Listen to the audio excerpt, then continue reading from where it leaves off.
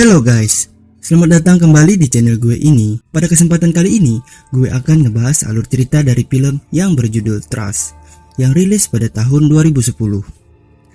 Film ini menceritakan tentang kisah seorang gadis berusia 14 tahun yang menjadi korban pelecehan seksual ketika ia berteman dengan seorang pria di internet. Bagaimana ceritanya? Simak saja videonya sampai selesai, agar kalian dapat memahami alur ceritanya. Jika kalian suka dengan channel ini, silahkan subscribe. Oke, langsung saja, nggak usah bertele-tele, gue akan langsung ngebahas alur ceritanya. Film ini dimulai dari gadis cantik yang berusia 14 tahun yang bernama Annie. Kehidupannya terlihat sangat ceria dan berjalan dengan baik. Ketika ia berulang tahun ke-14, ayahnya memberikannya hadiah sebuah MacBook. Ayahnya yang bernama Cameron dan ibunya bernama Lynn. Terlihat ayahnya sedang menyuruh Annie untuk tidur. Yang melihat anaknya masih bermain chatting, Annie pun memberitahukan ayahnya bahwa ia mempunyai teman chatting yang bernama Charlie dari California dan masih kelas 1 SMA. Annie pun meminta ayahnya untuk meninggalkan ia sendiri di kamar. Terlihat ia setiap saat selalu bermain chatting dengan Charlie dan mengirimkan foto dirinya untuk Charlie. Ketika Annie berhasil masuk tim poli sekolahnya, ia langsung memberitahu Charlie. Charlie pun memberitahukan Annie bahwa sebenarnya ia merupakan seorang mahasiswa yang berumur 20 tahun. Tetapi hal tersebut tak masalah bagi Annie. Lagi-lagi Annie terus melakukan chatting dengan Charlie. Charlie yang selalu memberikan rayuan ke Annie dengan kata-kata manis. Hal itu membuat Annie semakin terpikat dengannya. Isi chatnya pun makin kesini mulai sudah sedikit mesum. Keesokan harinya, ketika Annie kembali berchatting dengan Charlie, Charlie pun kembali mengatakan bahwa ia sebenarnya mahasiswa pasca sarjana yang berumur 25 tahun. Charlie pun menelponnya. Dan Annie pun langsung mengatakan, "Kenapa kau harus berbohong padaku?" Tetapi nampaknya hal tersebut tidak membuat Annie untuk meninggalkan Charlie. Charlie menanyakan pakaian yang dikenakan Annie. Annie pun menjawab bahwa ia hanya memakai t-shirt dan pakaian dalam. Keesokan harinya, ketika orang tuanya mengantarkan Peter, kakak laki-lakinya Annie, ke perguruan tinggi, ternyata Charlie mengajaknya ketemuan di sebuah mall. Annie pun menemuinya. Ternyata Annie pun kaget ketika pertama kali melihat wajah Charlie. Ia pun tampak kecewa karena wajahnya sama sekali tidak seperti pria berumur 25 tahun. Charlie pun meminta maaf dan mengeluarkan kata-kata yang indah sehingga dapat membuat Annie luluh dan mau memaafkannya. Charlie pun mengajak Annie jalan-jalan. Annie pun mau diajak jalan-jalan oleh Charlie. Ternyata ketika mereka sedang jalan-jalan, sahabat Annie yang bernama Brittany melihat mereka. Terlihat mereka sedang makan es krim di sebuah kafe. Lagi-lagi Charlie mengeluarkan rayuan mautnya untuk membuat Annie luluh. Charlie pun memberikan Annie hadiah. Yang ternyata hadiahnya sebuah pakaian dalam. Charlie pun mengatakan, "Aku tidak bisa mengatakan berapa kali aku membayangkan kamu mengenakannya." Ternyata Annie diajak Charlie ke kamar hotel untuk mencoba hadiah darinya. Lagi-lagi Charlie memikatnya dengan kata-kata yang manis. Tangan Charlie pun mulai nakal dan menciumi Annie. Tetapi Annie menolaknya. Dan malah Charlie memperkosanya. Beberapa hari kemudian terlihat Annie mulai murung, tidak seperti biasanya. Dan Charlie mulai menghilang, tidak lagi membalas chat dari Annie. Terlihat Annie menangis ketika telepon darinya tidak pernah diangkat lagi oleh Charlie. Annie pun menceritakan semuanya kepada Brittany sahabatnya. Terlihat ketika Annie sedang belajar di sekolah, gurunya menjemput Annie untuk datang ke ruang guru. Ternyata sahabatnya sudah menceritakan semua masalahnya kepada gurunya. Dan Annie pun dibawa oleh FBI untuk divisum. Ketika Annie dibawa anggota FBI, terlihat seisi sekolah langsung heboh. Orang tuanya pun ditelepon untuk datang ke rumah sakit. Dan salah satu petugas menjelaskan kepadanya bahwa Annie diserang secara seksual oleh pria yang dikenalnya di internet yang berumur 35 tahun. Orang tuanya pun kaget ketika mengetahui hal itu. Ketika pemeriksaan selesai, Annie hanya menangis di depan orang tuanya. Tak lama datanglah agen dari FBI yang bernama Ted yang akan menyelidiki kasus ini. Annie pun menyerahkan barang bukti hadiah yang diberikan Charlie kepada agen itu. Terlihat mereka memancing Charlie untuk melacak keberadaannya. Dan Charlie pun menelpon Annie. Charlie pun bertanya, "Di mana orang tuamu?" Annie pun menjawab bahwa orang tuanya tidak ada di rumah. Seketika, Charlie pun tidak merespon Annie lagi. Tak lama kemudian terdengar telepon ibunya berbunyi. Ternyata telepon itu berasal dari Charlie. Karena telepon ibunya berbunyi, Charlie pun mengetahui bahwa orang tuanya ada di samping Annie. Charlie pun langsung mematikan teleponnya dengan Annie. Ternyata Charlie bukan orang sembarangan. Ia mendapatkan nomor ibu Annie dari websitenya. Annie pun bertemu dengan Gail, seorang konselor rumah sakit, dan menceritakan ke Gail bahwa jika ayahnya bertemu dengan Charlie, mungkin ayahnya akan suka.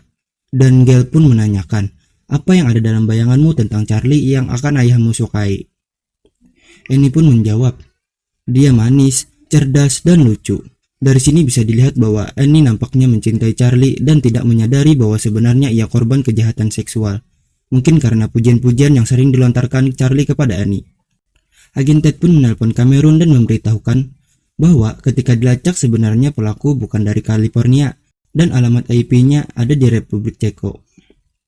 Memang Charlie bukan orang sembarangan. Ia memindahkan alamat IP yang sebenarnya. Terlihat Cameron memperlihatkan Annie foto-foto daftar para pelanggar seks nasional. Ayahnya pun menanyakan kepada Annie, apakah Charlie ada di daftar itu? Dan Annie menjawab, tidak ada satupun. Cameron pun melacak alamat salah satu predator seks tersebut dari daftar tadi, dan langsung mendatangi alamat rumahnya. Tetapi Cameron hanya memperhatikannya dari kejauhan. Agen Ted memberikan transkrip chatting Annie dan Charlie ke Cameron.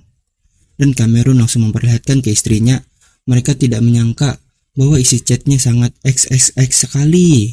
Cameron menjadi murka dan menjadikan ia sangat terobsesi untuk dapat menangkap Charlie dan membunuhnya. Cameron pun menyewa perusahaan investigasi swasta di New Jersey. Ternyata investigasi pribadi belum juga membuahkan hasil. Saking terobsesinya, Cameron menyamar menjadi gadis 14 tahun di aplikasi chatting agar ia bisa menjumpai Charlie. Ketika di sekolahnya, sahabatnya ini mencoba untuk meminta maaf, tetapi Annie menolak untuk memaafkannya dan memerintahkan sahabatnya untuk tidak pernah berbicara lagi kepadanya.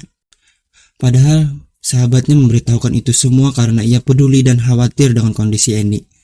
Ketika di rumah, Cameron dan Annie berbicara yang intinya terlihat Annie melindungi Charlie. Hal itu membuat ayahnya sedikit mengeluarkan nada tinggi. Kau ini korban pemerkosaan dari pria itu. Kenapa kau malah melindunginya? Dan Annie pun langsung memerintahkan ayahnya untuk keluar dari kamarnya. Terlihat ketika keluarga besar mereka berkumpul makan malam, Annie pun kurang bahagia. Tidak seperti keluarganya yang terlihat sangat ceria.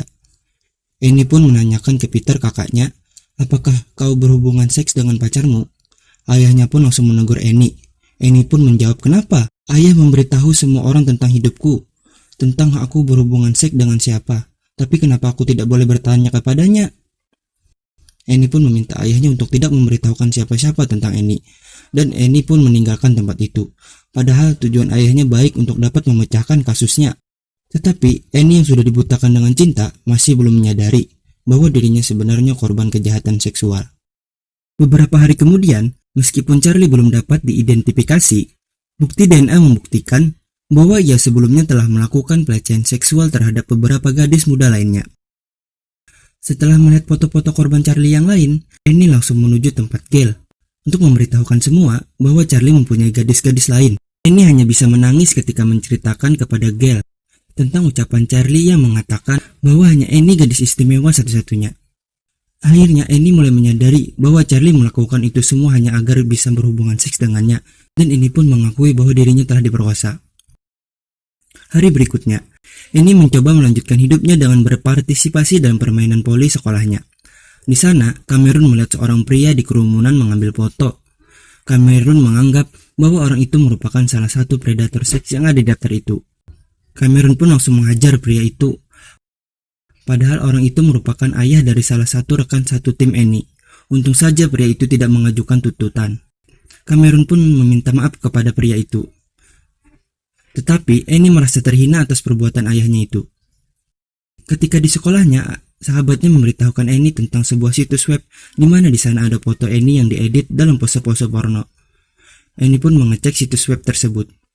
Ketika melihatnya, Annie hanya bisa menangis dan langsung pergi ke kamarnya dan menguncinya. Terlihat Annie nampaknya ingin mencoba bunuh diri dengan meminum pil agar overdosis dan memoto dirinya ketika sedang keadaan lemas. Kebetulan ayahnya saat itu ada di rumah dan mendapat telepon dari istrinya yang memberitahukan bahwa Eni ada di kamar sedang mencoba bunuh diri. Ayahnya pun panik dan langsung mendobrak pintu kamar Eni. Eni yang setengah sadar dipaksa ayahnya untuk memuntahkan pil itu. Untung saja Eni masih bisa selamat. Terlihat sahabatnya menemaninya sepanjang malam untuk memperbaiki persahabatan mereka yang hancur. Keesokan harinya, Eni melihat ayahnya yang duduk termenung di luar. Dan ayahnya mengaku bahwa ia menyalahkan dirinya sendiri karena tidak cukup untuk melindungi Eni dan memohon ampun kepada Eni. Eni pun mulai menangis dan kemudian memeluk ayahnya. Dan scene pun berpindah yang memperlihatkan sebuah video dokumenter yang mengungkapkan bahwa sebenarnya Charlie merupakan seorang guru fisika sekolah menengah yang bernama Graham Weston dan sudah menikah dan mempunyai seorang anak laki-laki. Dan tamat. Ending yang sangat bikin gue kesal karena tidak dituntaskan untuk mengungkap kasus ini. Dan gue sangat sekali ingin melihat sosok Charlie ini berhasil ditangkap biar jadi happy ending gitu. Oke lah, walaupun begitu, film ini cukup memberikan pesan moral di dalam filmnya, agar kita bisa lebih berhati-hati lagi ketika menggunakan internet ataupun media sosial. Oke guys, sampai di sini dulu penjelasan alur cerita dari gue. Sampai bertemu di video selanjutnya. Bagi kalian yang mau request film yang akan dibahas alur ceritanya, tuliskan saja di kolom komentar. See you next video.